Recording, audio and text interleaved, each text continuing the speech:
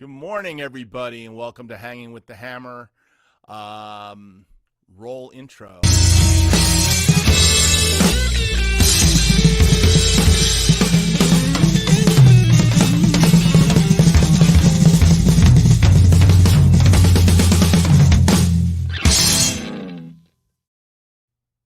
Good morning, everybody. Hope it's a great Saturday for you today. It's a happy sunny one out there in South Florida. Hopefully my mic's working better than it was last week. Last time I checked, it was, so that's the good thing. So, matter of fact, just want to make sure. Yep. No, it says built-in FaceTime camera. Why would that be? I have no idea. So let's go to audio and make sure we have the right thing going on. That's what we want. Okay. So I'm setting this up. All right. Does it sound different, or am I on that FaceTime camera again? That is so weird that it would actually do that. No, it keeps doing that. Show advanced. Standard definition, don't really want that. I don't want built-in FaceTime camera. I want the camera, yep. Audio. Testing 1, 2. Does seem like I'm on Personas. Anyhow, it's just me, myself, and I right now. I don't see anybody else here. If you're here, say hi. Chadwick Perry left a comment for me, but that was 11 a.m. I don't know, 11 a.m. which day he left it. That's an interesting thing. Anyhow, on this week's show, it's just me and your questions. So as I say all the time, your questions make the show. If I don't have questions, I don't have much of a show. So really, it's going to be who shows up for the live stream today and who wants to talk today. And you know, the funny thing is, maybe it kind of fizzles out this Saturday and it goes short. Last week we went 2 hours with Tate Berkey. It was a pretty fun experience. I had a lot of fun with Tate. And anyhow, hey, Chadwick, how are you? Good day, man. Thanks for dropping on. I will address your question first because you're here. Last weekend was fun. I had a lot of fun with Tate Berkey talking about all things Chicago, and that's really what it was all about, all things Chicago. Hey, CCM drummer. So I did create a smaller video that I think Tate and I are going to think is probably the only two people crazy enough to try to do the drum kits of Dan Seraphin.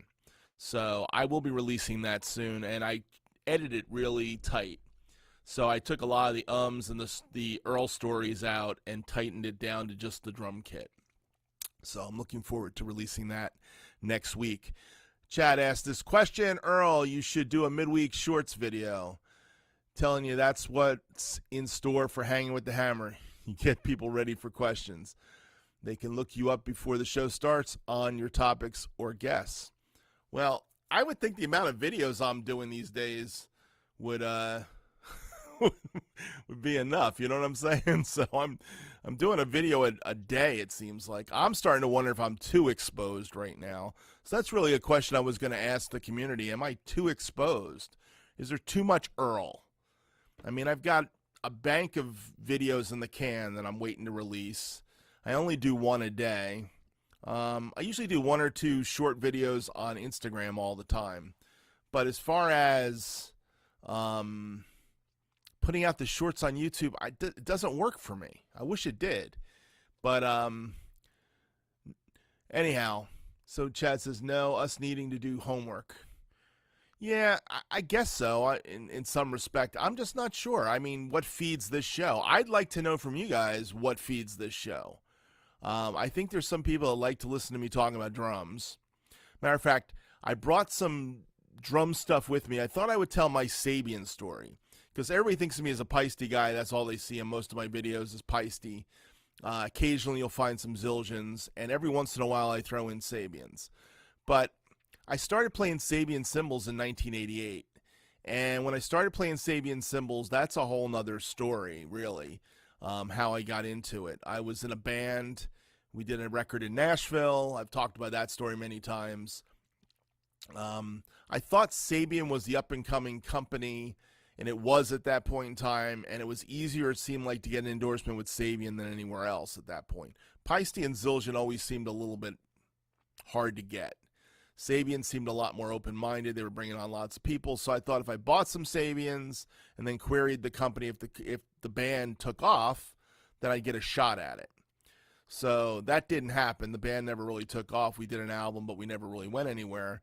And I bought some Sabian cymbals to kind of like, I needed cymbals, let's put it that way. I had some old Zildjians and some Paistes, and I had a mix of everything, but I had nothing that I really, really, really wanted to play. Lori Jones, hi. CCM Drummer, hi. Everyone, I can't stay long. Got to get out of here. Hey, no problem, Lori. I always appreciate whoever shows up for as long as they can show up, to be honest. So anyhow, I wanted to show you my first Sabian ride cymbal, and I have it over here.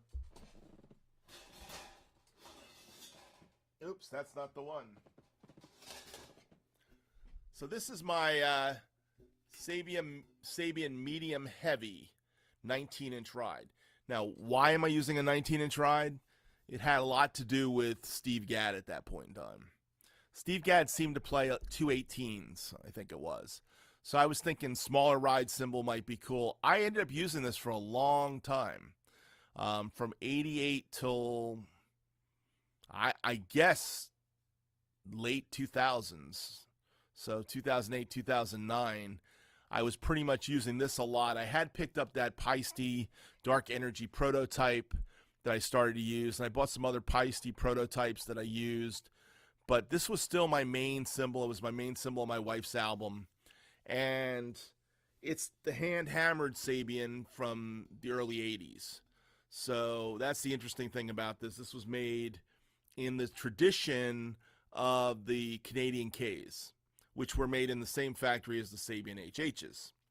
Matter of fact, all the Canadian Ks were made in that factory, and they all sounded a lot like early Sabians. So this was my first early Sabian. Now, when I bought this, I bought two other cymbals that day, and I thought that was kind of an interesting thing.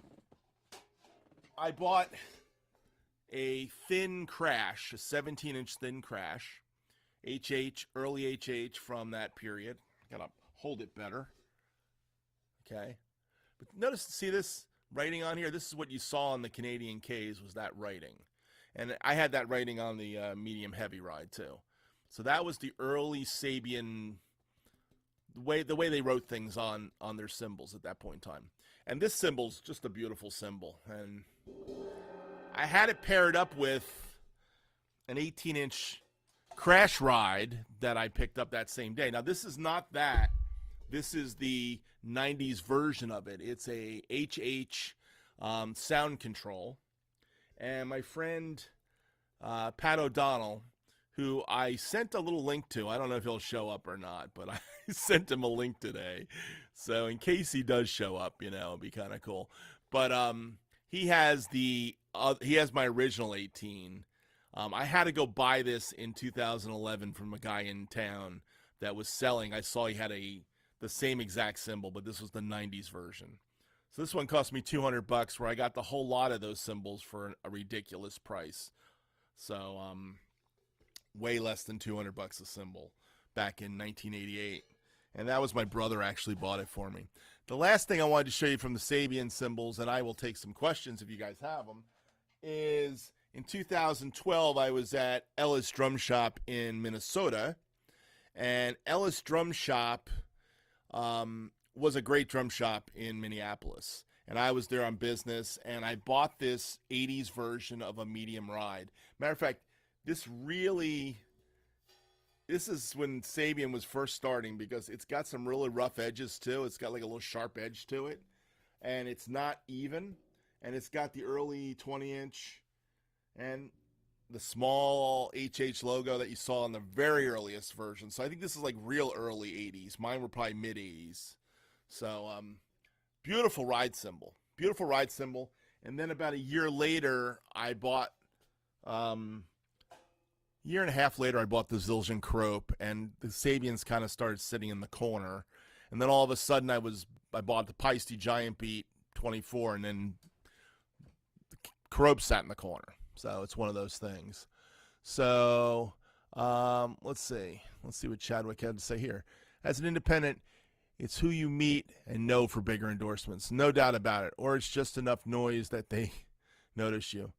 You know, I'd love to understand about your endorsements, Chadwick, someday. You should talk about that. That'd be a kind of an interesting thing for you to talk about. I know during my day, I knew that because my wife was a writer for Modern Drummer magazine. And she talked to a lot of famous drummers and a lot of drummers who had endorsements. Endorsements are about what you can do for them.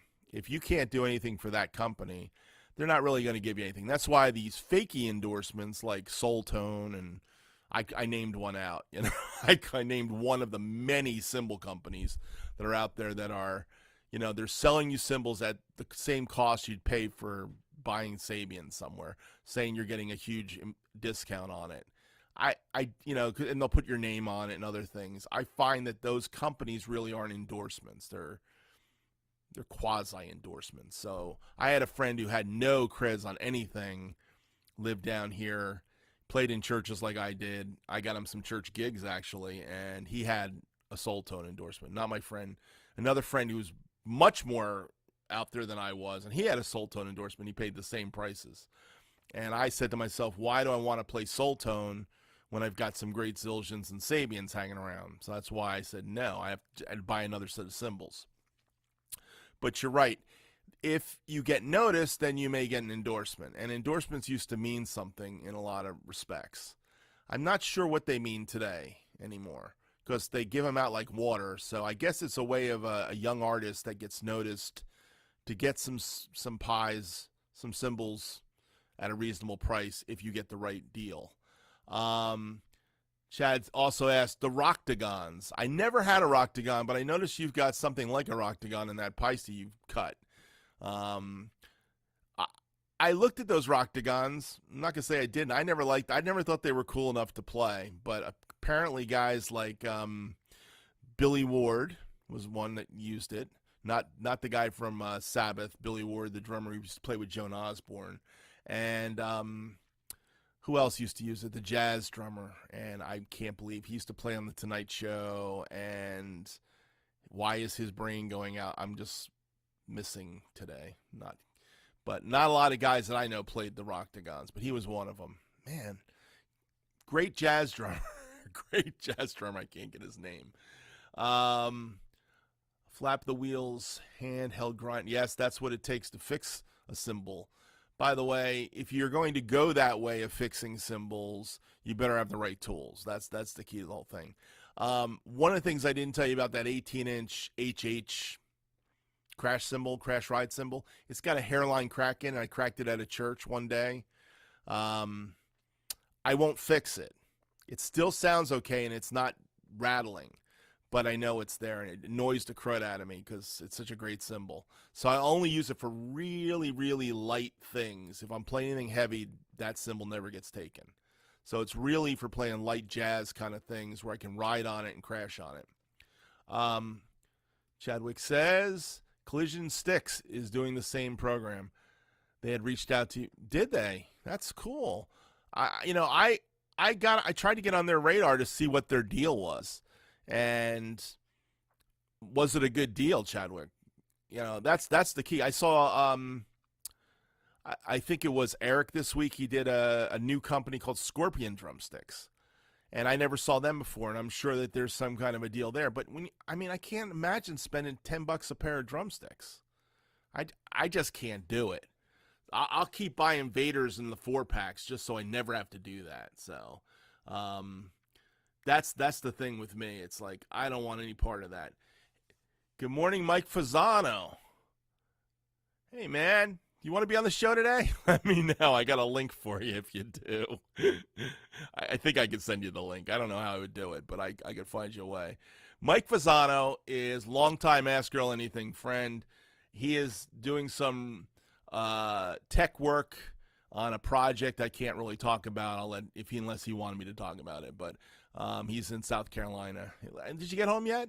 You were in South Carolina all week, but great to have you pop on today. You're in my time zone, normally in California. So Mike's the drummer for Tiger Army. Great guy, lots of cool drum gear. He's got we could probably talk drum gear for hours because the amount of stuff he's got that he uses in the studios in LA. So Yep, I hear you. Getting ready to head out to work. No problem, Mike. But we're gonna do Mike one of these days. We're gonna bring Mike back on and do a show when he's got some time to do it. Definitely want to talk to him more about equipment and things, because he's a wealth of knowledge about gear, and I'm a gearhead, so I'm not as much of a gearhead as I thought I was, though. I mean, appears to be a lot of gearhead guys. He's working with Shinedown. That's the band he's working with in the studio. What's the drummer's name again, Mike? So I can give you a plug, since you're out there. Yeah, cool. It's great to have some friends on today. So anyhow, the Sabian thing, lots of cool stuff. I played Sabian for a long time. Now I'm playing Paiste a lot. I'm kind of digging the Paistes a lot. So I have a question to you guys again. I'm going to throw it out. Am I too overexposed these days? That's what I'm trying to figure out. Am I overexposed? Is there too much Earl out there? Because I've been feeling like maybe I'm overexposed. Maybe I need to back it off, a couple videos a week. Everybody seems to be into that head these days, Thank you, Mike. I appreciate that. I favored wealth of knowledge. That's because we'll sit there for 2 hours and talk about drums, and we can do that. Barry Kirch is the drummer's name for Shinedown, and Mike's working with him this week in the studio in South Carolina. So it's kind of cool that bands have budgets for guys like Mike. Mike really did a lot of cool albums back in the day. I mean, he's worked with everybody from Green Day to Fleetwood Mac. He's got album credits for these things. So if you look him up on All Music, you'll find Mike Fasano's name out there. He's been around. So I just saw the Immediate Family yesterday on the Pensado's place. And those guys were talking about the old days of recording. And I tell you, there's not many places in the world where we're recording the way we used to record, where you put a band in a room and record. And they were talking about that, and they got onto one of those pet peeve subjects of mine where I think it was the keyboard, other alternate guitar player, I think his name is Steve for some reason, or Craig. I can't remember what his name. He's the guy that's the least famous of all the guys there, Waddy and, Russ Kunkel and Lee Sklar. But and Danny Korchmar. I can't remember the last guy's name, but he was the one saying that he had somebody in his studio and he was talking about the way they recorded, and he just couldn't believe how they were doing it in little blocks, like bridge, chorus, verse, and cutting it all up. And that's the thing that's missing in music today. That's the thing. So playing in a room and locking it down it's kind of a lost art form. So any questions today, guys? Because the questions are going to make this show. I can tell you that right now. I already did a drum cover this morning. I did a Levon Helm tune from the band Cripple Creek. I don't know when that's going to come out either, by the way, because like I was saying, I feel kind of overexposed these days. So what else would you guys like to talk about? How do you feel about me bringing guests on? Do you like the guests? That's any feedback on that one? There's 5 of you out there. I'm losing you by the heartbeat now. So this really is the hang with you guys. If you guys have nothing to say, there's not much of a hang. I can tell you that right now. Don't want to rag on the drumstick companies, but I was there. That's what I was doing before Mike showed up. So let's go back to the drumstick companies for a minute. So the question is, should we be paying $12 a pair of drumsticks? I mean, is that really the price that we should be doing? Chadwick says the more content, the better. Well, I seem to be in that boat right now. I don't know why, though. That's one of the things I'm asking. I like it when you have guests. Thank you, CCM drummer, for answering that one. Appreciate that. Any guests that I should have?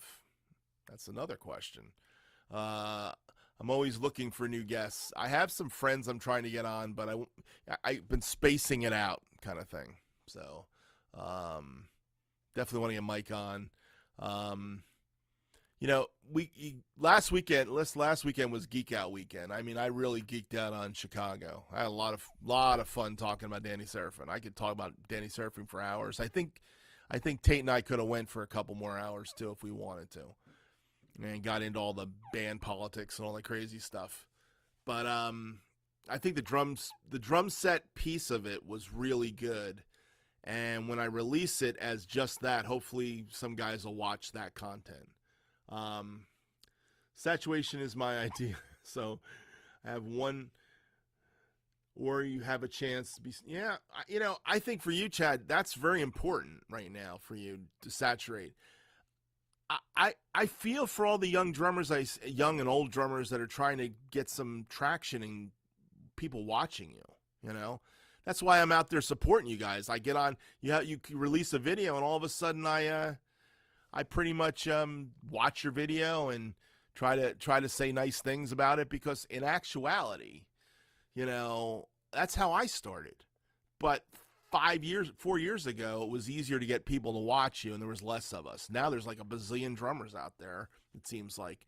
And the guys that have all the views, like when Chadwick's got a great show, oh gosh, I watch it all the time, and I do, Chad, because I'm always commenting on it. But I'm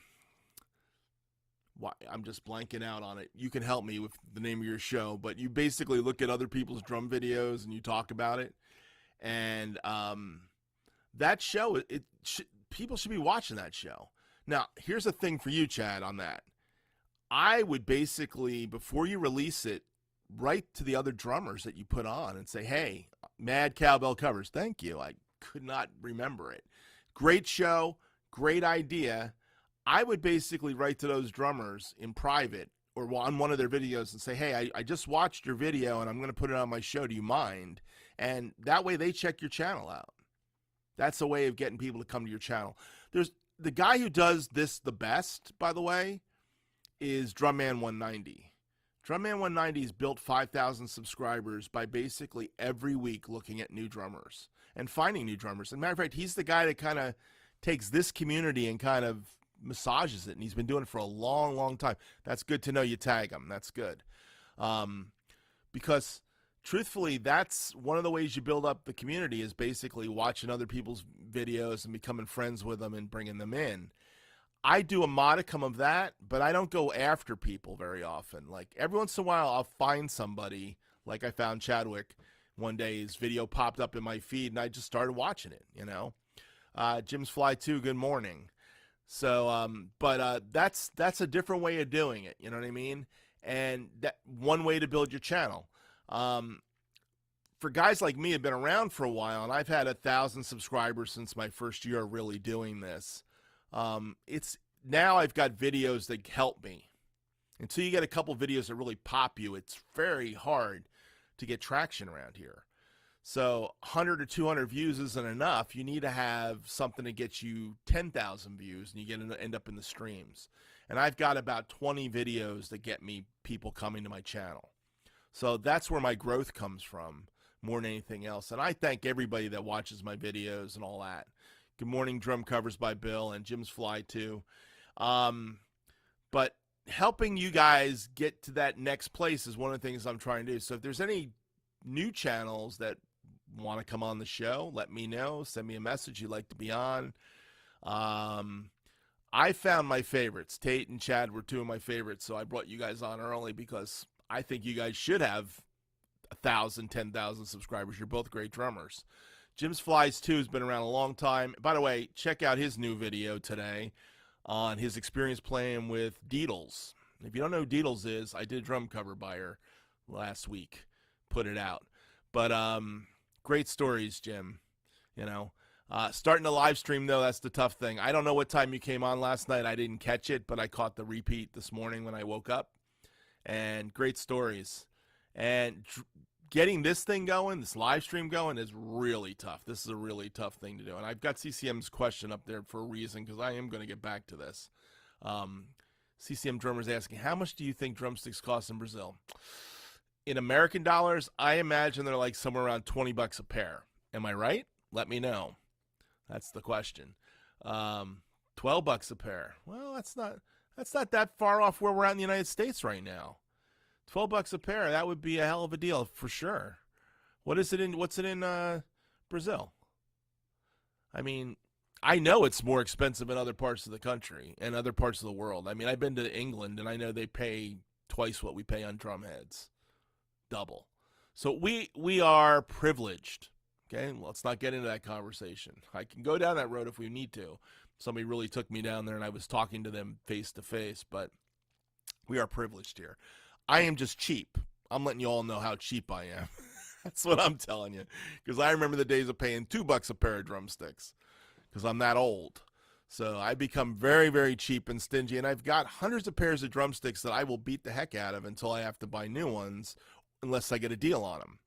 So I right now have, I know, 8 pairs brand new, just hanging around, waiting to be used. I just bought a couple weeks ago. But that's how I do it. And then I just keep playing them and playing them and playing them and playing them. So, anyhow, good morning, Spiro Drums and Eric F. Drums. Good morning. Thanks for being here. Coffee with the Hammer. That's great. That's another way of looking at it.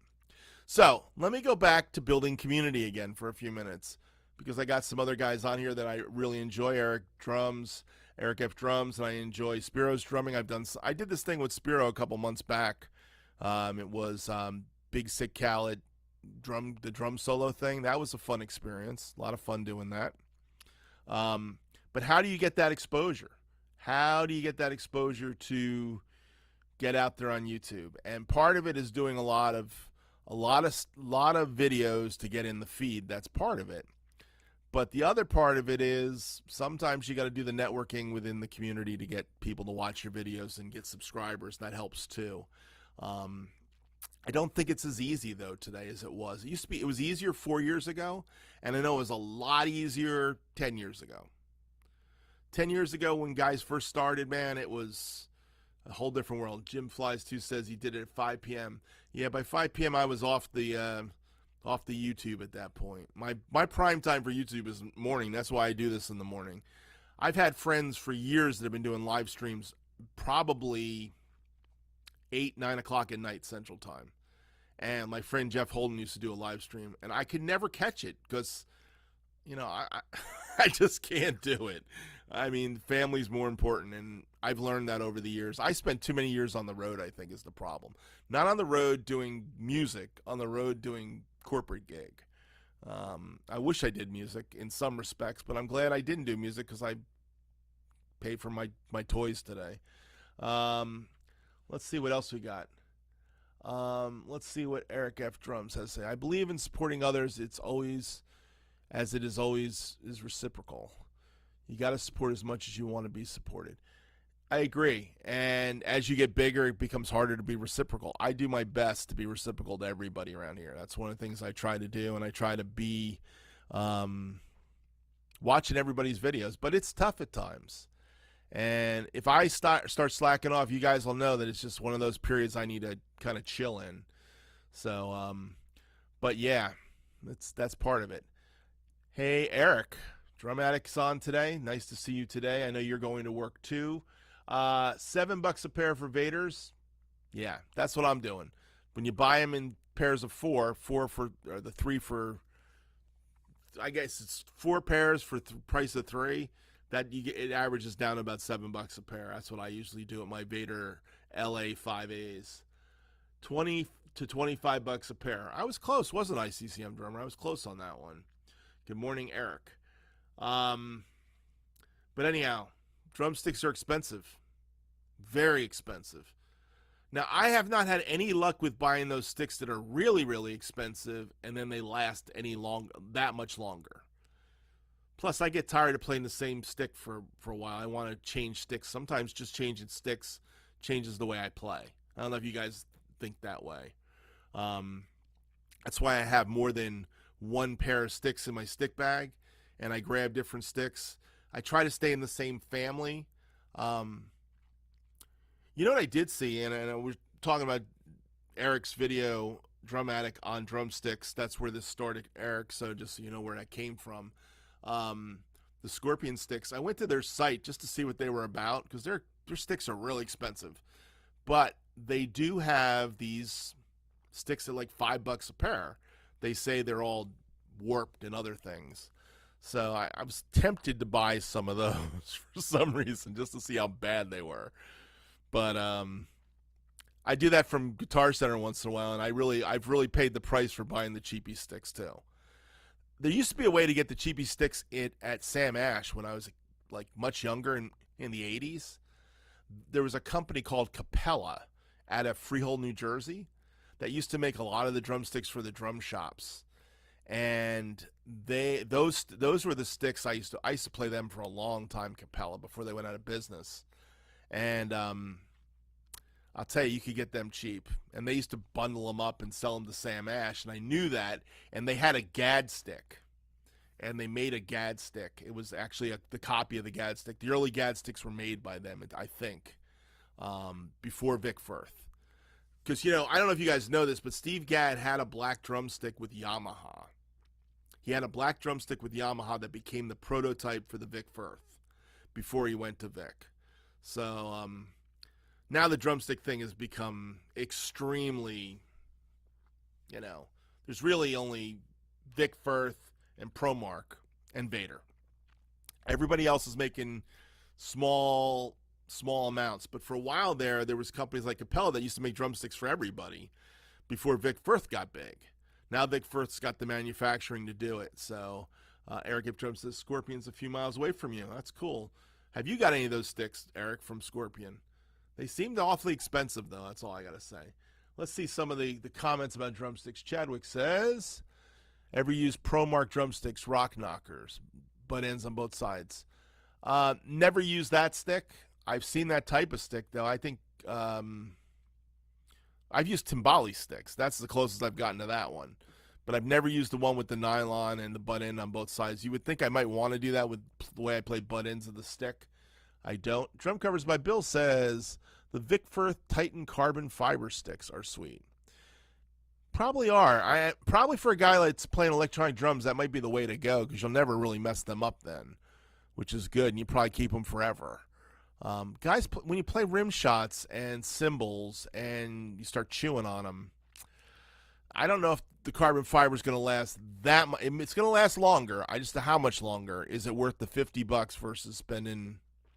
I mean, if it's $50 for a pair of sticks and a pair of drumsticks is $10 a pair, you're supposed to get 5 times the length out of the, length of use out of the stick. I assume that would be my whole thing. So, review bad cheesy. What's this? Review bad cheesy sticks. Well, like I said, let's go back to that one. Bad cheesy sticks. The Guitar Center ones, I don't know where they're getting their sticks from now. When they get those bundle packs for like $20 and you get 10 pairs, I don't know where they're getting those. I bought one of those once and it was really, really bad. I bought one from Musician's Friend. I thought they were a great deal on 5As. I thought they were Promark 5As. I don't think they were. They were terrible sticks. And then I bought a set of those at Guitar Center that were more along the lines of the Vic Firth Gad stick again. Matter of fact, it was like the Gad stick, except for the weights were all messed up. Which comes to another way of looking at your drumsticks is how they're weighted. That has a lot to do with what I like. And I was talking to Mike Frisano about this. I don't think Mike's here anymore. But Mike weighs his drumsticks. He actually writes the weight on them. He has a reason for that. So he can pair them. And with this pile of sticks, I actually paired my sticks. And I had some that were like 48 grams, and I liked the ones that were like closer to 60 grams. Then I had a bunch of sticks that were like 55, 56, all the same length and size, but they all had different density. And density has a lot to do with the feel of a drumstick. So if it's heavier for me, especially on the front end of the stick, I like it better. I know Promark does this whole matching thing, but $12 a pair is not cutting it for me. And I'm not going to pay $12 a pair to buy Promark sticks that are matched the way I want them. But it's an interesting concept. Eric says, I've been paying $12.99 for Promark Rebound Active Grips. Yep. That's the sticks, $13. So the Scorpion Memorial Series is what I'm used to. Yeah, I can see you doing it, because if you're paying that much for sticks, no doubt about it. Drumman 190, welcome. When you hit real drums and cymbals, sticks don't tend to last very long. Vic Firth, yep. Vic Firth are top-notch drumsticks. I mean, there's no doubt about it. They've become the best drumsticks. I played Vic Firth back in the 70s. I had a pair of the Generals, Vic Firth SG1s.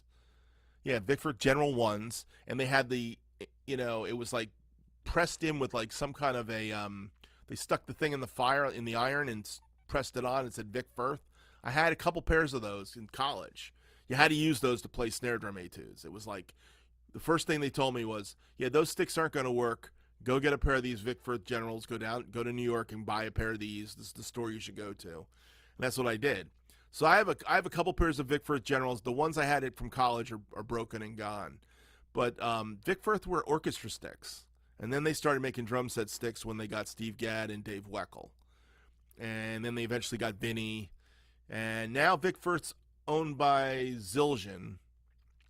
So, and I guess Zildjian sticks are made by Vic Firth. That's my guess. But let's see what else we got here. I love the fact that now on the computer I can put your questions and stuff in here. Let's see what Jim Flies 2 says. I used to roll a dozen sticks to get 2 good pairs. I remember those days, Jim. That's what I used to do in New York. You would go to New York, and they'd pull out the sticks. They'd put them on the glass table, on the glass top, and you'd basically roll them out to find the ones that weren't warped, and then you'd pitch match them on the drum pad to make sure that they had the same feel. Now they do that for you, and they put them in the thing, and they don't.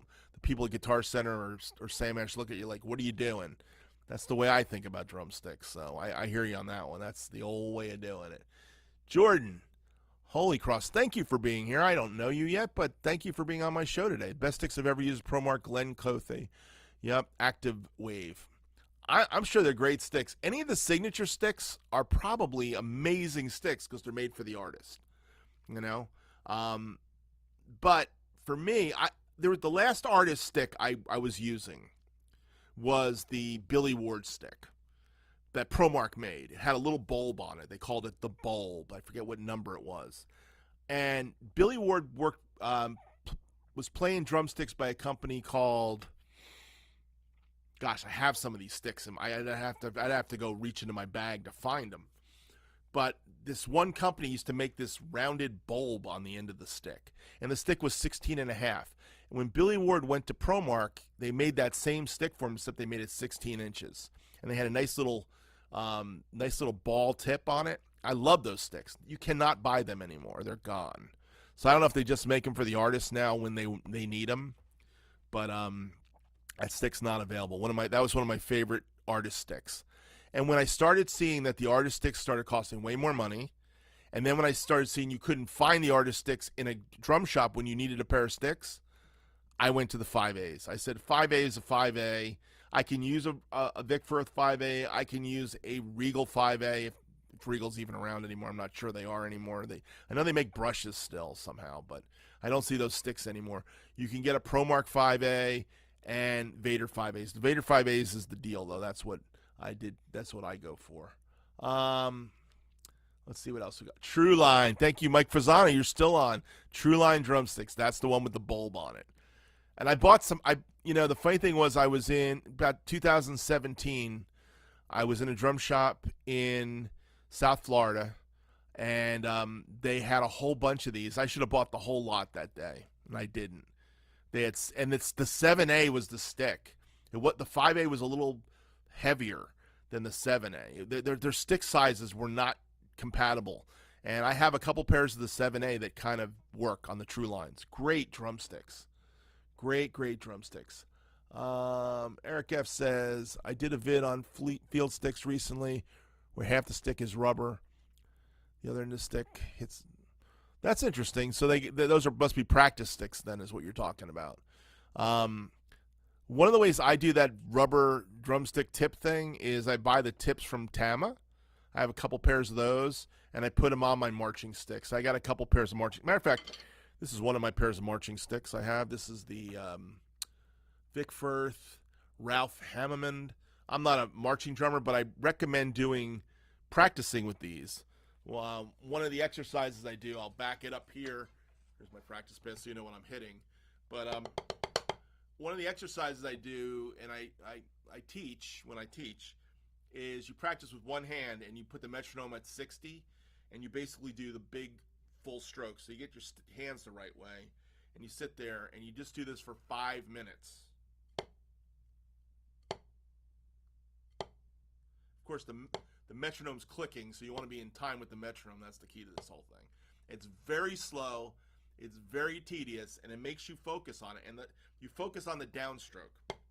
Matter of fact, the guy that taught me this little lesson about that one particular practice thing I work on, a guy named John Favicchia. He's a clinician for Sabian and Yamaha, and he's a good friend of mine. And I got to get him on the show. I've decided I've got to go find. We've talked about him being on the show before.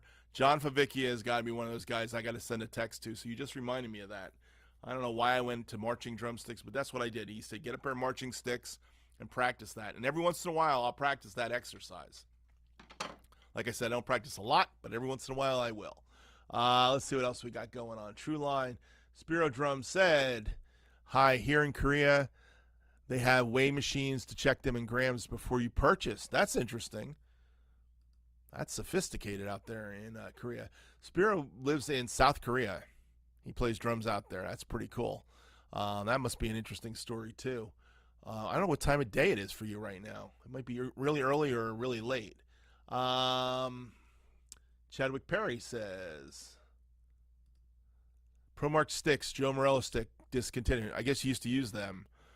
I never used the Joe Morello stick, but it seems like they're all discontinuing the signature lines unless they sell a lot.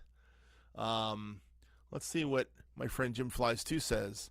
My Vic Firth AJ3s remind me of a Bunkin 5A. Ah, Bunkins. Those are an old stick. That's a name from the past. A lot of the jazzers used Bunkins. Bunkins were big in the 70s. Yeah. AJ3s remind you of a Bunkin 5A. I never played a Bunkin 5A, though, but I played the Bunkin sticks occasionally. Another one. Ralph Hardimans are great for practicing. Yep, they are. Expensive sticks, too. I will tell you my deal I got on these, though. I don't know. I took the guy at Guitar Center, and I showed him the sticker, and he discounted these sticks down to, the junior ones. I don't know how he didn't know what he had. I think that was the problem. And I didn't know what I did until I left the store. And I realized there was a junior pair of Ralph Hardimans that was about $3 cheaper.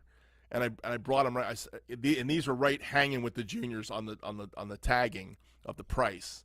And I remember, and I bought 2 pairs of them, so I got like a discount on these sticks. So, funny thing was, then I was working with a guy doing a recording. I recorded his album here, and a week later he showed up. He went to a music store and he won something, and he won a pair of these sticks. So I got 3 pairs of these now. So what am I gonna do with 3 pairs of Ralph Hardimans? I have no idea, considering I don't practice. Drumman 190 says, do you do a warm-up? And if so, what is it? To be honest, I don't do a warm-up. I'll be really honest. I rarely warm up. I probably should. At my age, you can pull things. And I will tell you that now I have all kinds of injuries now that I never had before. One of them, the most, is after a weekend of playing, I get a pain right here in my left arm. Right, and it comes the next day. So I'll play all day on Sunday, and then Monday morning, I'll start picking up something like my iPad or my iPhone. I'll pick it up, and I'll be like, oh, that hurts. Like, even just holding the iPhone like this, I feel the pain right here. That's weird. I did just see my doctor, so we had a discussion about that one, just so you know. But I don't do warm-ups. I just play. And I think it has to do with I'm just too old and too long. Usually when I sit down to play, if I practice anything, it's during the week. And what I practice is things that I think of in my brain that I used to practice. One of my favorite things to practice when I have 5 minutes is I'll turn the metronome on and play a groove at I'll pick a slow tempo and just lock in with the groove, listening to the metronome. And just play a simple groove. And that, believe it or not, is not as easy as everybody thinks it is. And the great drummers, session drummers, they practice that to get their time together. That's one of the things you do. Now, there's other things like that hand exercise I was showing you. That whole essence of that exercise is you do 5 minutes with the right hand, 5 minutes with the left hand, and then you do 5 minutes hands together. Bop, bop, bop, bop. That's 15 minutes of sitting there working on long, hard stroke. Then I have one that's mid-stroke that I work on with occasionally. And then I have one that's more of like fast, working on doubles and singles and paradiddles and that kind of thing. But there's all kinds of cool warm-ups you can do. but to be honest, I don't do them. I'm gonna be flat out honest. I just sat down today and started playing as usual. They sell a lot. What do they sell a lot of, Chadwick? Let's see. Chadwick also said, metronome, set the tempo of the song I'm about to record, playing 16 notes on top. This is his practice routine. So Chadwick sets the metronome at the tempo of the song, and then plays 16 notes on top and behind the beat. Then alternate 3 forms of paradiddles. Very interesting for 3 minutes. That's cool. That's one way to get the tempo in your head. That's an interesting concept. You know, one of the things about being a Nashville drummer, you learn to play behind the beat, don't you, to play in Nashville? That is the bee's knees, as they say, right? You know, you have to sit back behind the beat. It's a Nashville thing. So if you're in town and you're playing a little on top, they kind of know you're not from Nashville. So you better play behind the beat. Matter of fact, I was playing this Cripple Creek song from the band today. I just did a cover of it, and I was trying to sit way back like Levon Helm did. He used to sit way back on the beat. That's a real Louisiana thing too, is sit way back on the backbeat. I'm from New York, New Jersey. We kind of sit on top of things. That's one of the problems I've had in life. I had to learn to sit back on the beat, and be aware of the beat. That's the other thing. That's why working with a metronome helps, because you start to become aware of where the beat is and where you're sitting on it. You know, and that's why, like, you guys all know I do all my drum covers with X-Track stems now. So I am not playing with the original drummer there. Every once in a while, one sneaks in, and I've had a couple videos lately where I couldn't get rid of the complete drum track. It was just those kind of the frequencies didn't work. But one of the things I do when I do record a lot of times is I play along with the other drummer. So I know if I'm flamming or not flamming. And a lot of times I'm sitting right on that beat with him or her, whoever I'm playing with. Because I play with Karen Carpenter once in a while, as you all know, too. So, let's see. Eric F. Drum said, I use a head JJ1s from time to time. Pretty cool. That must be a drumstick, I assume. What else we got going on here? Any questions for me today? What else did Eric say? Same thing. I never warm up because I usually have limited time. That is part of the problem, I think, is limited time. Let's see what Eric from the Drum Act said. A few years ago, I had to play drums for local production of Green Day's American Idiot musical and had to stretch out before the rehearsal show, laugh out loud. So I feel you. Yeah. That's cool, Eric, that you got to do that, though. They did a musical with Green Day? Green Day's got a musical out? I guess everybody's got a musical out now. That's pretty cool. Hi, Sam Wilson from the UK. Welcome to the show. So, anyhow, we've talked about drumsticks today. We've talked a little bit about warm-ups and time. Anybody else have any other questions for me today? We talked a little bit about Sabian cymbals at the beginning. Definitely, you know, good to have so many people in the feed. So you guys have anything you want to talk about, that always makes the show much more fun. Here we got one. Thank you, Drumman 190. Can you give us any hints on what you're covering this weekend? Okay, well, I just gave you one. I just did Up on Cripple Creek by the band. That's one of the ones I did today. And I'll get to your question too, Sam. Stick around. I did another Aretha Franklin song yesterday evening called I Say a Little Prayer for You, which, believe it or not, was not as easy as it should have been, I thought. So I had to work on that. I'm looking at a few more. Let me look at. Let me give you I gotta go into my file system here so I can be the real answer to that question, because there's a lot of songs that I deal with and I'm thinking about that are in my list of songs. I have a couple CCM songs I'm working on. One of them is I Want to Be More Like Jesus, Keith Green song. I haven't done that yet. That's for CCM Drum out there, and those of you that like those songs. There's another one from one of the band band musicians, Robbie Robinson, called Somewhere Down the Lazy River. That's in my queue of something I want to do. But I think the next thing I may work on is Street Life by the Crusaders. I don't know if you guys know that one. So I'm pretty out there this weekend. I've also got a Bill Withers tune, Ain't No Sunshine, in there, and I'm also working on a couple Van Morrison songs are in the queue. One of them is called Crazy Love, the other one's Into the Mystic, which I've played before. I used to play in a band. So, and I've got a Jeff Porcaro cover coming, but it's going to be an Aretha tune. I don't know if you guys know that. Jeff Porcaro played on Aretha Franklin, but he did. So, this is Aretha during the 80s. So there's a tune that he did that I'm planning on doing. So those are some of the ones that could be coming down the pike. I got a whole bunch in the can that I haven't released yet, though. We were just talking about should I keep releasing videos every day. All right, here's another one. What's my opinion on Radiohead? Well, first off, I'm not there's like a dark period I have, like that didn't really listen to a lot of music of different genres enough, and that would probably be the late 90s. 2000s, and I think Radiohead falls into that. I've heard some of their music.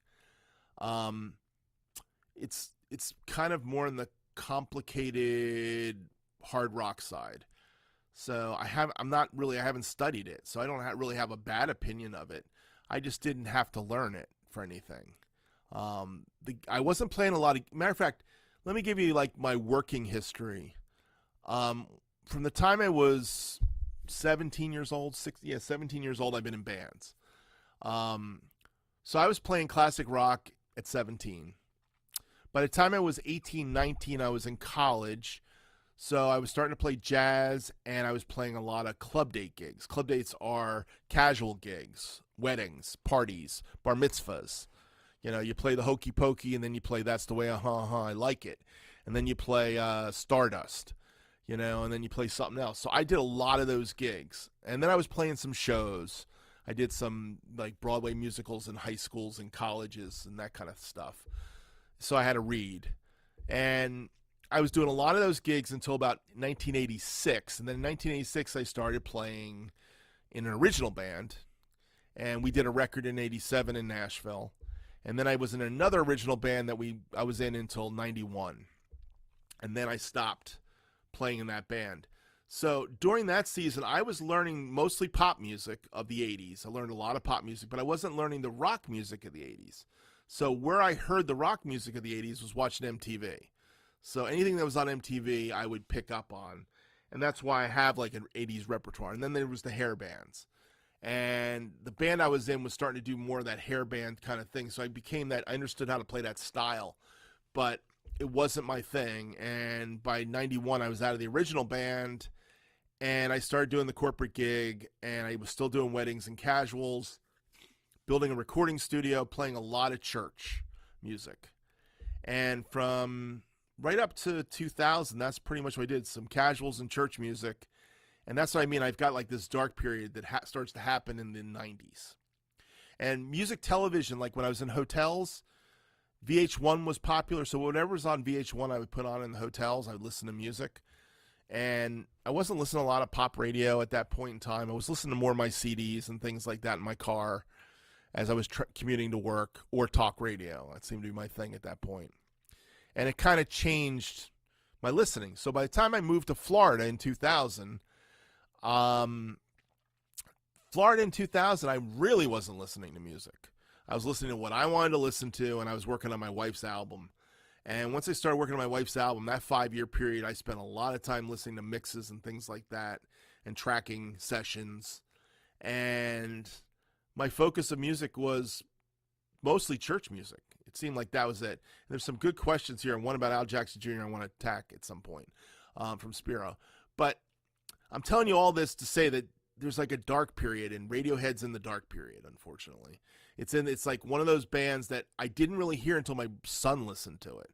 Also, my kids were growing up. So as my kids were growing up, I started learning their music. That's another thing that happens when you get kids. And my son was into Weezer, so I heard Weezer. I like chick singers, so I really love the golden age of the chick singers in the 90s. The Lilith Fair singers, from Alanis Morissette to Sarah McLachlan. Chick singers are like my thing. I really like chick singers. So my wife's a singer.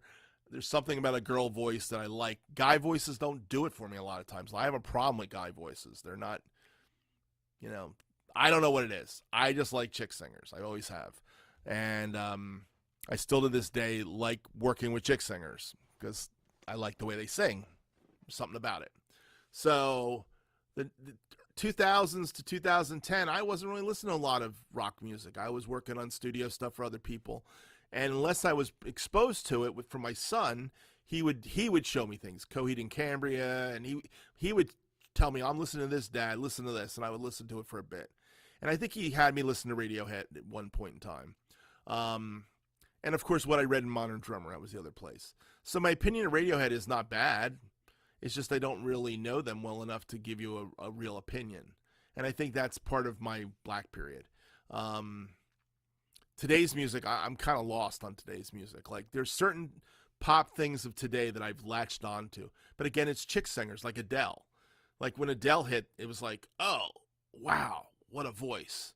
Or who's the other one that was big in the early 2010s who sings Son of a Preacher Man and a bunch of other things. She's got a real soulful voice.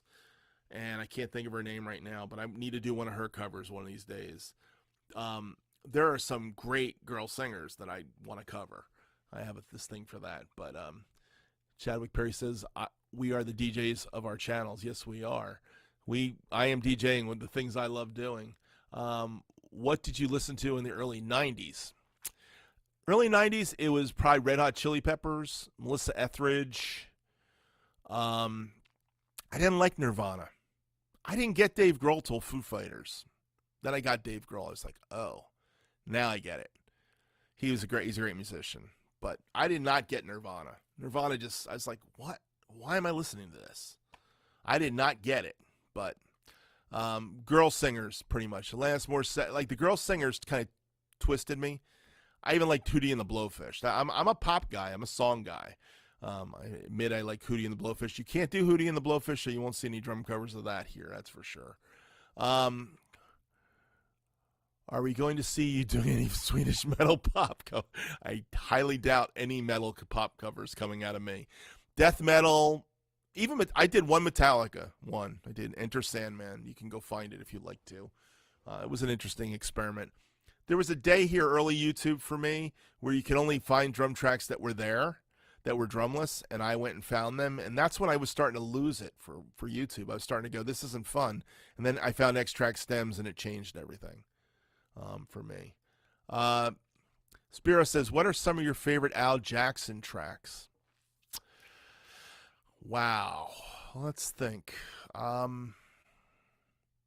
rhythm section played on so much stuff. I'm trying to think exactly which ones. Oh, man. The Otis Redding stuff he did was amazing.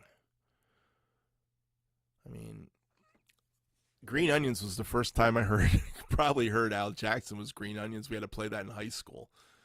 I've always thought I'm going to do a cover of Green Onions one of these days. Booker T and the MGs. There was a bunch of stuff in the 70s that Al Jackson played on. I can't think. It's not coming to my head, but I've probably played some of his covers. Another just amazing drummer. You know what I mean? You got to go back. You just start looking through his track history. You go, oh, he played on that. Oh, he played on that. Oh, he played on that. It's kind of like Roger Hawkins from Muscle Shoals. By the way, there's a great video by the guys. What's the name of that band that everybody's listening to today? The bass player is amazing. And I follow them on YouTube. I can't remember their names. He did this whole thing about the three rhythm sections of Aretha Franklin. I've been in Aretha Franklin mode lately, as you all know. And the one rhythm section was Roger Hawkins and the bass player from Muscle Shoals. I forget his name. I don't remember bass player names as well as I remember drummers. But Roger Hawkins, Muscle Shoals, you want You want to listen to some Aretha with muscle. That Roger Hawkins played on "Say a Little Prayer for You," just so you know, and that bass player played on it. The second rhythm section was Bernard Purdy and Chuck Rainey. And Chuck Rainey's famous for Steely Dan and all that stuff, but Chuck Rainey's a monster bass player. And then the next rhythm section had Jeff Porcaro in it. And it was Jeff Porcaro and Michael Marty, I think, played on some of it. Oh, no, it was David Foster played with her. And who was the bass player? There was a bass player that Jeff played with that this guy was talking about. It was a great rhythm section, but I keyed in on Jeff, of course. When you think of Donald Duck Dunn and Al Jackson Jr., that's that kind of rhythm section. They're that kind of rhythm section. Of course, Donald Duck Dunn and what's his name, the guitar player, which I should have at the top of my head, but I'm getting old. Those guys have played on everything from the Blues Brothers to Eric Clapton tours, etc. Great stuff. You guys can save me at any time. Eric from the Drum Attic. For me, playing in church helped improvisational skills. That's interesting. I'm finding that most church playing today is taking away from my improvisational skills, unfortunately. That's the kind of strange thing about church now. Everything in church is all canned in a way that it's not fun anymore. It used to be a lot more improvisational for me. I agree with you on that point. Dirk Ayla, butchered your name, Dirk. Checking in. Hi. Nice to have you on today. Ray, thanks for being on today. Is this cool? I can put your face up there. Check out Ray's channel. Check out Dirk. Does Dirk have a channel? I'm not sure. He follows me, though. Eric F. Drums has got to bounce. Thanks for being on today, Eric. Appreciate it. Chow from Chadwick. Thank you all. I still got 11 of you here, though. Any questions? Somebody said X-Track Stems is a game changer. Yes, it is. No doubt about it. See you, Chadwick. Thanks for being on the show again today. And X-Track Stems is the game changer. For me, it has been the game changer for me. No doubt about it. And Eric's gone, too. Thank you for being on, Eric. So we are at the 10 o'clock hour. If anybody has a question, throw it. I'm going to give you 2 more minutes of me rambling, and then I'm going to kind of bail on you guys if that's it. But I really do appreciate how many people showed up today and were part of this chat. And it kind of went where it went. And that's why I love kind of working this way, you know. I do plan on doing an Ask Girl Anything either this weekend or next weekend. And so I have a few questions for Ask Girl Anything, which is a separate thing than this. But this is kind of a way to touch base with you guys and see what you have to say and what you're thinking about. So now you know what I'm thinking about, that's for sure. Any more questions? Thank you, Drum Man, for being here, man. Have a great weekend. Thank you, guys. Thank you all for being here today. I do appreciate your support on my channel. Drop me a line. Give me any, if you guys have any thoughts for covers or things you'd like to hear me play, I do say suggestions. Notice I call them suggestions, not requests. There's a good reason for that, because if I don't like the request, they don't play it. But if I do like it, it may get played. And if it's an artist thing, a lot of times I'll find something the artist played that I enjoy playing. But thank you all for being on the chat today. Everybody, have a great day. Have a happy Saturday. Have some fun. Make some music. And enjoy yourselves. God bless. See you, everybody. Bye.